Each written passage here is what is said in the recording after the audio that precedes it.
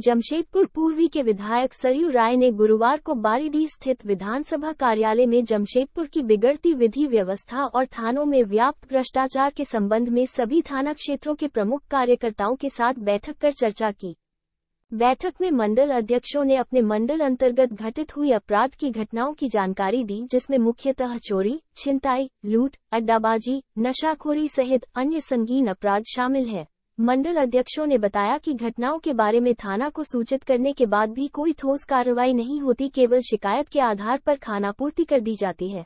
विधायक सरयू राय ने कहा कि जमशेदपुर में पिछले कई दिनों से पुलिस के रवैये और प्रशासनिक कार्रवाई में कमी की बात सामने आ रही है, इसलिए ये बैठक बुलानी पड़ी। जमशेदपुर शहर में देखा गया है कि एक ही तरह का अपराध बार बार होता है, लेकिन पुलिस अपराधियों को पकड़ने में सक्रिय होकर कार्य नहीं करती है। श्री राय ने कहा कि शहर में चोरी, छिनती, लूट, अड्डाबाजी, नशाखोरी, अवैध बालू खनन करने वाले गिरोह सक्रिय है। गिरोह के संचालक जब तक पकड़े नहीं जाते तब तक अपराध में अंकुश नहीं लगेगा।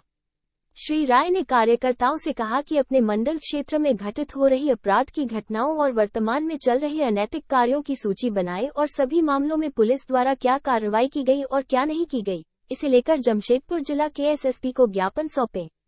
यदि इसके बावजूद विधि व्यवस्था के कार्यों में सुधार नहीं होगा तो विरोध आंदोलन की रणनीति तय की जाएगी।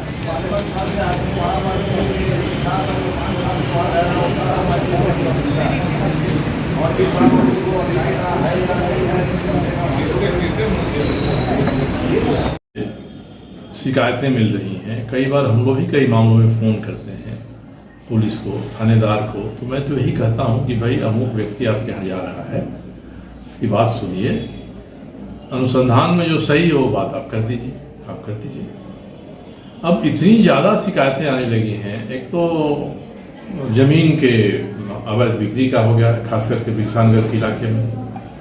मैं तो डीसी को फ़ोन किया था, वो छुट्टी में गई है, 25 तक है। मैं तो व्यवस्थित रूप से उनको सुझाव दूंगा कि क्या काम आप लोग करिए, ये ज़मीन के अवैध बिक्री रुके। एक बड़ा रोजगार हो गया है, कहीं स्क्रैप टाल हो गया है, स्क्रैप टाल में अगल बगल के घर का भी बाल्टी वाल्टी और लेके काट के और बेच देता है, वहीं बगल में स्क्रैप टाल है, कोई बोल नहीं सकता है। कई जगह पर भाई भाई का लड़का है, माँ बेटा का भाई भाई का झगड़ा है, माँ बेटा का झगड़ा है, भतीजा से झगड़ा है। उस झगड़े को लेकर एक आदमी की मारपीट हो गई, सिर फूट गया, वो थाना जाता है तो थाना दूसरे को भी बुला लेता है और उससे भी केस करवा देता है। फिर जब ज़बरदस्ती वो समझौता करता है। तो 1 दर्जन से अधिक तो मेरा व्यक्तिगत प्रत्यक्ष अनुभव है। मैंने किसी ज़मीन के बारे में बताया कि कब्जा होगा, लिखकर भी दिया है मैंने, रुका नहीं, अंत में कब्जा हो ही गया। बालू घाट से अवैध बालू निकासी की बात मैं कितना दिन से कर रहा हूँ। परसों मैंने कड़े शब्द में माइनिंग अफसर से कहा, थानेदार ने कहा कि हम कार्रवाई कर रहे हैं। तो क्या होगा, इस तरह से शासन चलता रहेगा। दूसरे सबसे अधिक शिकायत आ रही है थाने में जो बड़ा बाबू का ड्राइवर है और उनका बॉडीगार्ड है, जो लोग हैं, ये सबके सब लोग पूरे थाना क्षेत्र में जासूसी करके और ऐसा अपराधी गिरोहों का पता करते हैं, उनके पक्ष में थाना में लॉबी करते हैं। अपराधी दूसरे को प्रताड़ित करता है, प्रताड़ित करने वाला आएगा साहब तो उसकी सुनवाई नहीं होगी। तो मुझे तो लगता है कि जो थानेदार बहुत दिन से जमशेदपुर में रह गए हैं, उनको आप आसपास में भेज दीजिए, बगल के जिला में भेजिए, यहाँ होनी चाहिए ये बात। दूसरा कि जो एसपी हैं, सीनियर एसपी हैं, उनको तो रात में थानों का दौरा करना चाहिए। अब देखिए साहब, किस थाने ने आज की डायरी लिखी है कि नहीं लिखी है, किसमें कितना सलाह है, कितना FIR है।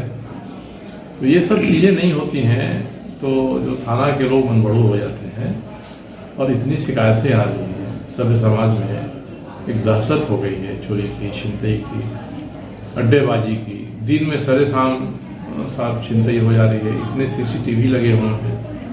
और कहिए, मैंने तो सवाल किया था विधानसभा में नशा के बारे, नशीली दवाओं की बिक्री के बारे। ये जवाब चला जाता है कि इसमें हमने फलाना को पकड़ा है, सारे तीनों को जेल भेजा है। इसलिए पुलिस की पीठ थपथपाई जानी चाहिए। आपने जितने को पकड़ा उससे लगाम तो लगनी चाहिए थी, मगर गलत काम पर, नशाखोरी में, अड्डेबाजी में, छिनतई में, उस पर लगाम तो नहीं लग रही है। तो 10, 20, 50, 100 को पकड़ लीजिए, उससे क्या मतलब है। आपका काम ऐसा माहौल पैदा करना है कि लोग सुख चैन से जिए रहे। ये स्थिति है। और जो लोग बहुत दिनों से मैं देखता हूँ कि यहाँ राजनीतिक कारण से किसी कारण से बड़ी महत्वपूर्ण हो गए हैं, उनकी दलाली थाने में चल रही है। इसलिए हमारे साथ जो काम करने वाले हैं, मैंने उनको भी कहा है ये होगा तब तो मैं इसमें आपको संरक्षण नहीं दूंगा। मैं तो थानेदारों को भी कहता हूँ कि हमारे नज़दीक रहने वाला कोई व्यक्ति आपको कोई गलत काम कहने के लिए कहता है तो आप सीधे हमको बताइए, साहब फलाना आदमी आपका है। अगर आप हमारे किसी साथ काम करने वाले को अपना एजेंट बना लीजिएगा और पूरे थाना इलाके में उसका उपयोग करिएगा, ये तो ठीक नहीं है।